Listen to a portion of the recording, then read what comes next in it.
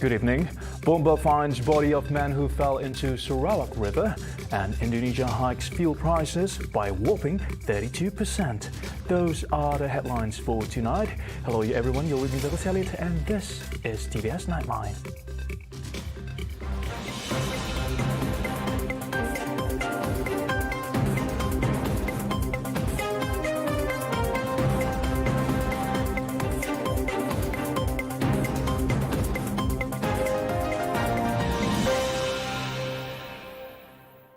We begin with our first story.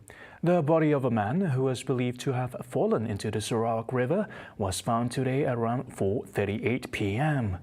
According to Fire and Rescue Bomba Department, the body was discovered 20 meters from the Pangkalan Panjang jetty, where he was reported to have fallen. According to authorities, the body belonged to a 48-year-old man identified as Iswandi Zaini. Citing a witness, the victim hails from Kampung Sungai Bedil and he is a cobbler who has his own stall located near the area. Earlier, a call was received by the Bomba team at around 1:29 p.m. to inform them of the incident, prompting a team of 16 personnel from the Pandongan fire station to be deployed to the scene. The search operation was also joined by the Batu Lintang Bomba divers, and his body was fished out by the divers on the second dive. The body has since been handed over to the police for further action. Indonesia has raised subsidized fuel prices by about 30% on Saturday as the government moves to control ballooning subsidies despite a risk of mass protest.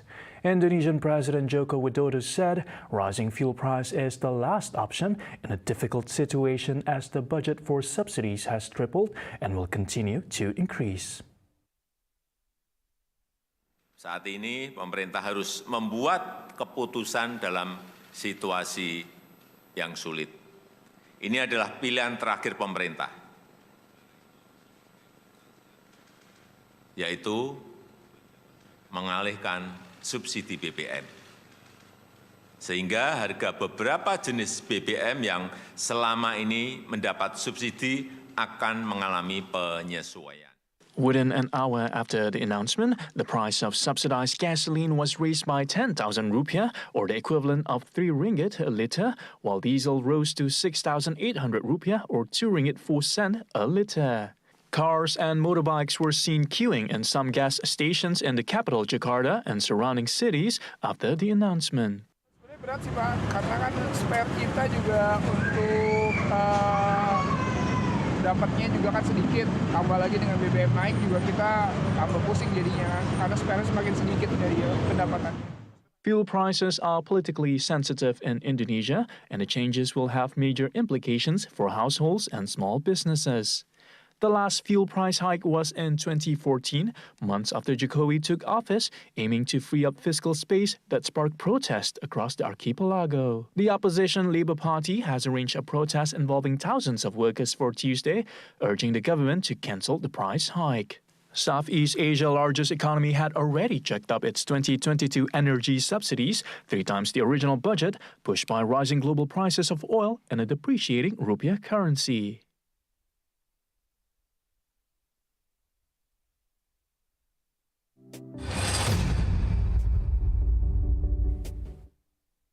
Civil servants who leak court judgment papers may have to face action by the Public Services Commission (SPA). Minister in the Prime Minister's Department, Parliament and Law, Dr. Wan Junaidi Tuanku Jafar said the Commission has the provisions and disciplinary powers that can be used against those involved, as courts have rules to comply with. Saya menyerah perkara ini kerana di dalam mahkamah itu sendiri ada mempunyai peraturan dalam perlembagaan ya. Kalau sesiapa yang melakukan kesalahan di situ ataupun kalau pegawai ini adalah pegawai bukan pihak hakim, maka ada undangan di bawah Jabatan Perkhidmatan Suruhanjaya Perkhidmatan mempunyai kuasa-kuasa disiplin yang tertentu. Wan Junaidi was met by reporters at the Kembara Anak Samurai ke Sarawak program in Santubong on Friday. He was commenting on the alleged leak judgment on Datin Sri Rosmah Mansur's corruption case.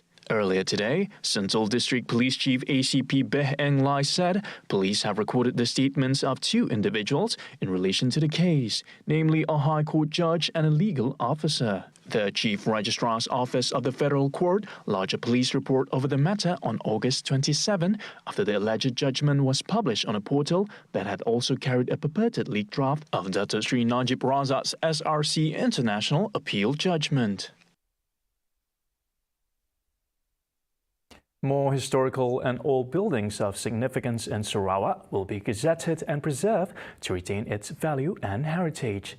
Tourism, Creative Industry and Performing Arts Minister Dato Sri Abdul Karim Rahman Hamzah said the historic buildings represent Sarawak's identity and cultural past. When met at the launching of the Cebu Heritage Photography Contest 2022 on Friday, Karim said there are a number of old heritage buildings in Sarawak that had been gazetted. Most of them are forts. The forts, forts in Kapit or in Kenawi. There's so many forts. And apart from forts, there are also old buildings. In Kuching, we have got the post office, you can see. We have got the old courthouse. All those are gazetted as old buildings. He said it is important to gazette the buildings in order to protect its identities and to help upkeep the buildings. However, he said renovation and repainting of old buildings would have to seek clearance first from the State Museum as they fall under the Sarawak Heritage Ordinance. The heritage buildings, Karim added, also include longhouses such as the Melanau Longhouse, which is the oldest Melanau Longhouse in Muka. Early childhood intervention is important to support the development of children with special needs. Aware of this, the state government, under the core thrust of inclusivity in the post-COVID-19 development strategy, has established the One-Stop Early Intervention Center in Kuching to help these children and their families in rehabilitation and education. Under the post-COVID development strategy by the state government, of how we should actually supply, how we should move forward after pandemic COVID-19. Now, among the various strategies, there is also a focus on social inclusion, as well as also giving focus to children with special needs. So, under the post-COVID development strategy, we have this One-Stop Early Intervention Center in Kuching for Sarawak. And this is to enable access to diagnosis, to intervention, education, as well as skills training. Fatima added, parents and guardians also need to be exposed to skills and information about early childhood intervention so that it can be continuously implemented even at home. Early childhood intervention professionals and educators be equipped not only with skills and knowledge to support the development of children with disabilities. This is what we try to also provide under OSIT. But importantly, how to support families and caregivers to become more empowered as equal partners in supporting their children's growth. Whatever is done at the intervention centers, it has to be continued at home. This is our message to our parents.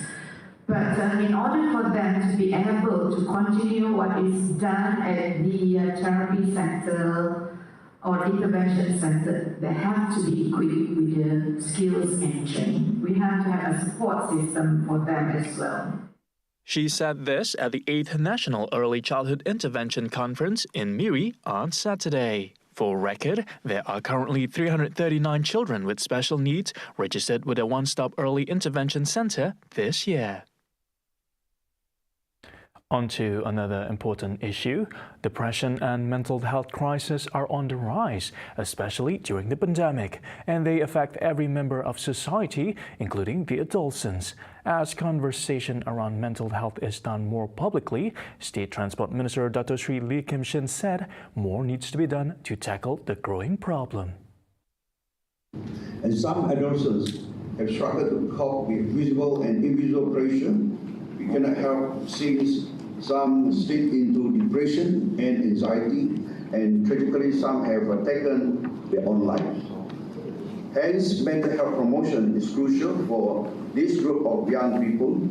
Interventions aim to strengthen an individual's capacity to regulate emotion. Kim Shin was speaking earlier at the International Medical University Annual Community Outlook Program and Mental Health Workshop on Saturday. The program, among others, is aimed at raising awareness on mental health and reducing the stigma surrounding mental illness among adolescents.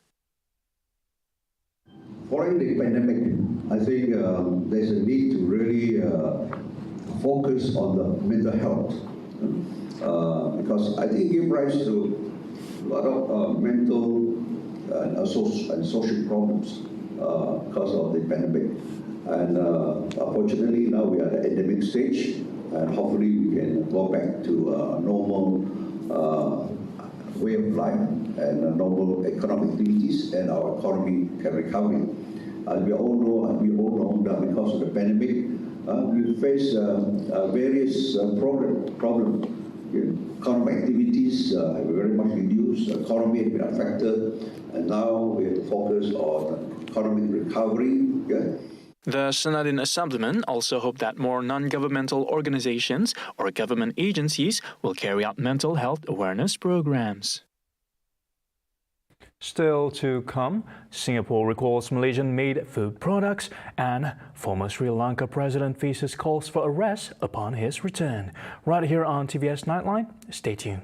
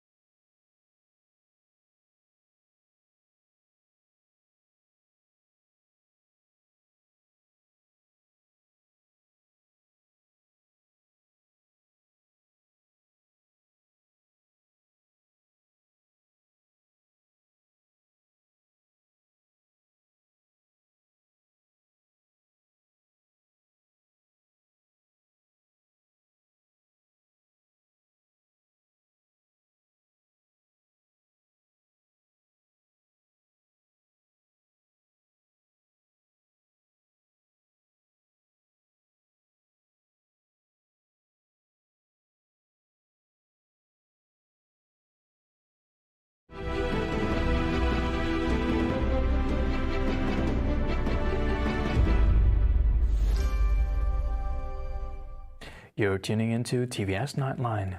Now, thanks to conservation efforts by Sarawak Forestry Corporation SFC, the number of green sea turtles returning to nest at Similajau National Park are increasing over the recent years. A welcome sight, the discovery of 67 green sea turtle eggs at the park's Golden Beach is the first in over 20 years. The landing is largely due to the Reef Ball Marine Conservation Project that started in 2019. Since 2015, over 1,336 green sea turtle eggs were laid at Similajau's Golden Beach. Out of the figures, 619 eggs hatched successfully and had been released to sea. According to SFC Bintulu Regional Manager Nixon Joseph, the green sea turtle is a peculiar creature as it will not instantly return to nest on the first landing. Instead, it will scout the area first to ensure that the condition is safe and favorable for the hatchlings. Dari segi pendaratan yang kita dah rekod sekarang dalam mengikut bulan-bulan telur berpenyu, telur penyu bertelur, bulan Mei, Jun, Julai macam tu, kita dapati dalam tiap-tiap bulan dia ada kenaikan lah. Dalam kadang-kadang 12 ekor, lebih daripada 10 dia naik saja, tapi yang bertelur ada jugalah. Tidak semestinya penyu ni dia tidak semestinya dia naik, dia bertelur. Ada yang dia naik sekejap, dia akan turun atau dia akan datang lagi untuk bertelur. Macam kita lihat ini tadi, yang ni sebenarnya kita lihat ada banyak bekas penyu naik, sebenarnya itu adalah penyu yang sama. Sebab dia mau cari tempat yang bagus dan dia akan bertelur. He added once laid, the eggs will be placed in the hatchery to protect it from predators such as monitor lizards and wild boars, as well as poachers. Biasanya telur kita akan bawa ke kawasan pengeraman sebab kita ada projek di Semilajau yang kita namakan Turtle Conservation Project. Jadi dekat sana kita akan masukkan penyu itu untuk dieram dan kita akan monitor. Jadi tiap-tiap hari kita akan lihat perkembangan telur dari segi suhu pasir, suhu tempat tersebut sehingga telur itu bernetas, dan apabila telur itu menetas nanti kita akan buat release program. Even though the hatchlings are released to sea, their survival rate is only 1%. Additionally, the gender of the green sea turtle is dependent on the temperature of the sand. If the sand is warm, then the hatchlings will be female, whereas if the sand is cold, then all the hatchlings will be males. This is because the eggs are gender neutral in the beginning. The highest hatching record at Semilajau National Park was in 2015 with 277 hatchlings.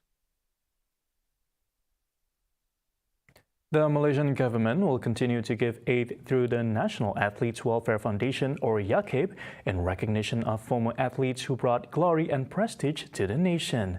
Prime Minister Dato Sri Ismail Sabri Yaakob said the government recently allocated an amount of 3 million ringgit to the foundation to implement more programs to boost its members' income. Ismail Sabri also urged YAKIP to be more active in helping former athletes who are facing problems to prevent them from being manipulated by certain parties. He also said such efforts can ease the burden of the former athletes, either in financial problems or seeking medical treatments. There are still many former athletes who have yet to register with YAKIP, and the Prime Minister wants the foundation to register more former athletes to ensure assistance for them. Ismail Sabri said this after officiating YAKIP's 7th annual general meeting on Saturday.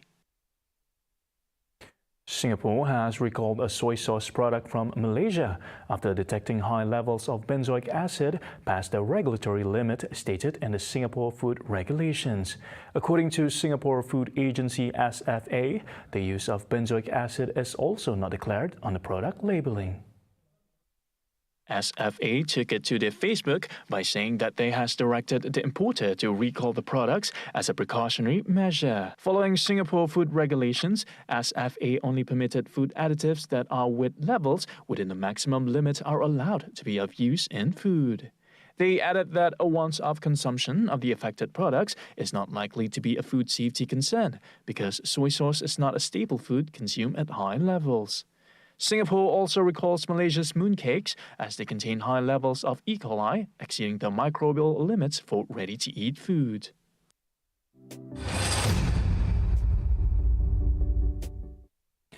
The enforcement of amendments to the Employment Act 1955, which impose shorter working hours and allow employees to work flexible hours, complicate ways to measure productivity. Under the new ruling, employees are allowed to apply to carry out work according to the suitability of working hours, working days, or workplaces, including working from home for emergency situations such as the COVID-19 pandemic. Now, earlier this week, we had the opportunity to speak with Dr. Richard Wee on his thoughts on the matter. Here's a bit of the recap. Personally, as an employer, actually the reduction from 48 to 45 is really not very significant, So I think in terms of operations and all that, it is not going to create too much of a disruption. But having said that, I think it differs from different industries. Take for instance, if you are an office worker, if you are talking about 48 hours per week, if you work 8 hours a day, 5 days a week is only 40. So you actually have another 8 hours for Saturday. So if you work half a day in Saturday, that means you actually will be able to fall within the kind of guideline that is proposed. To me, it is not so much of a disruption as far as the office workers is concerned. What I would like to see is this, like you say, I think productivity is something of which I would like to see it being elevated. But productivity is very difficult to quantify. But I personally think that if the government is trying to reduce the working hours, as well as recently they have actually has increased the minimum wage. I think as an employee, they should be very happy that they have a rather good year, But from the employer's point of view, they will probably have to make the adjustment and see what can they do to try to ensure that with all this salary minimum wage adjustment, as well as the working time being reduced, what are the productivity that they can try to extract from the point of view of the employees?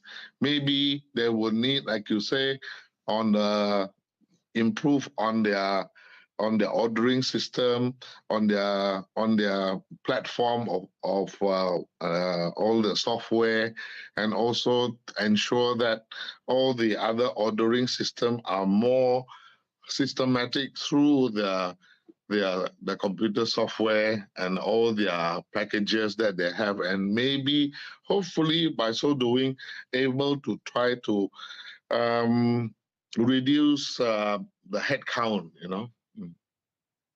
Adding to that, he said that in order to boost productivity, employees should be encouraged to take some time off work if necessary. I personally am quite sympathetic with all the other workers from the employees' point of view. I would like them. In fact, in my company, I encourage my staff to take leave, if they can. I do not want their leave to be forfeited.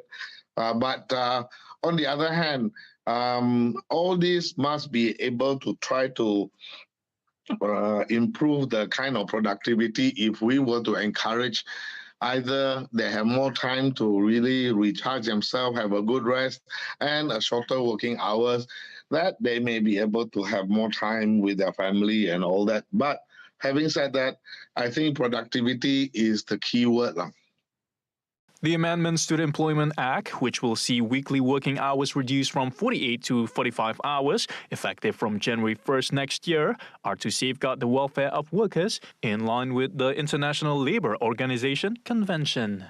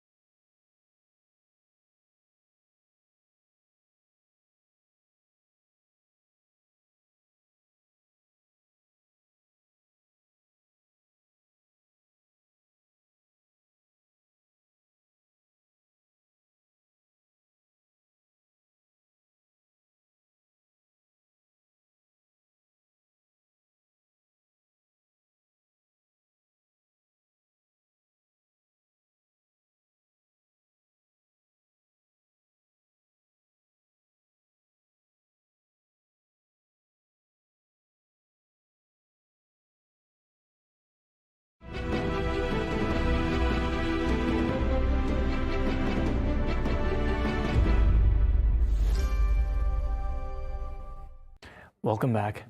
Sri Lanka's ousted former president Gotabaya Rajapaksa arrived to his home country in the early hours of Saturday, 7 weeks after he fled the island amid month-long anti-government protest. Rajapaksa's return was welcomed by a welcoming party full of ministers and politicians at the main airport, as well as calls for his arrest by his dissident.